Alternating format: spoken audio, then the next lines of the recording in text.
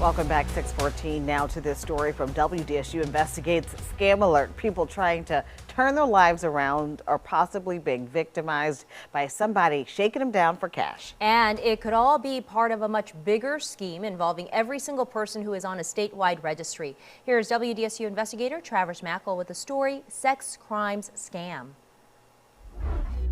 After they're released from prison or sentenced to probation, sex offenders have to register with the state on this site, the Louisiana Sex Offender Registry. In New Orleans, it's all managed and handled by the NOPD. And some say they feel there's a scam going on and it's targeting people on this list. Because it's just wrong. And it's criminal activity. Tanya Piku-Feya is a former prosecutor in New Orleans and Jefferson Parish. She now does defense work. She represents a man on this list, a sex offender on probation after pleading guilty to a crime back in 2022. Feya says late last year, her client got suspicious text and then calls demanding money through a cash app. They had my client's full name. They had his internal sex offender registry number. They knew that my client's mother was his emergency contact. Feya says the person claimed to be with law enforcement and told her client he had missed a mandatory hearing, adding that if he or his family didn't make a $2,500 payment immediately, he'd be picked up and locked up. I think most people would do anything they could to immediately pay the money to stay out of trouble. And that's why you think it's a scam, because most people who are being targeted under this possibly could be in a situation where they'll just do anything to stay out of jail. Odds are they would do anything. I'm really sorry my client's family went through this scare. We talked with the mother of the man targeted. She's listed as his emergency contact. It just really felt very wrong at that moment. This mother says her son made a mistake and is trying to move on and stay on the straight and narrow while on probation. Does it feel like somebody was trying to take advantage of you all? Most definitely. We're in a very vulnerable spot, and I feel that we're trying to do everything correct, and we're just trying to follow every rule that they tell us to do.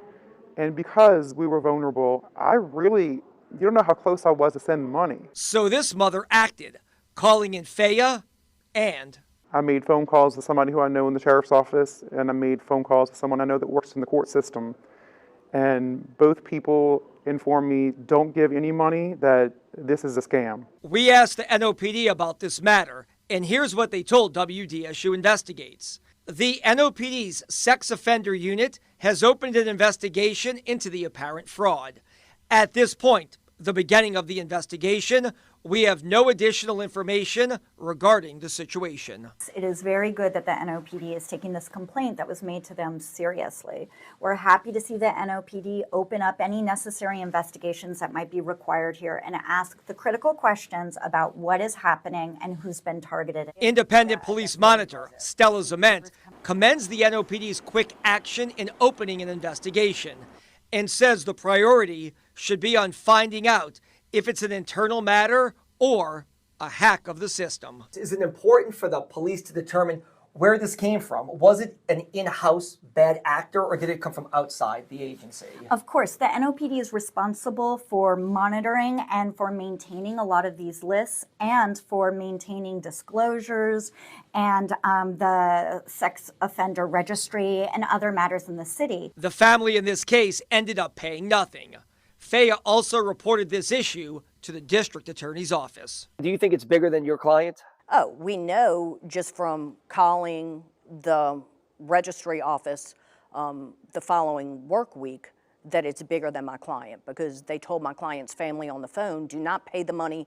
Many people have. So if you've been contacted and find it strange, report it immediately. That's the word from the Independent Police Monitor and lawyers. Let's send it back to you.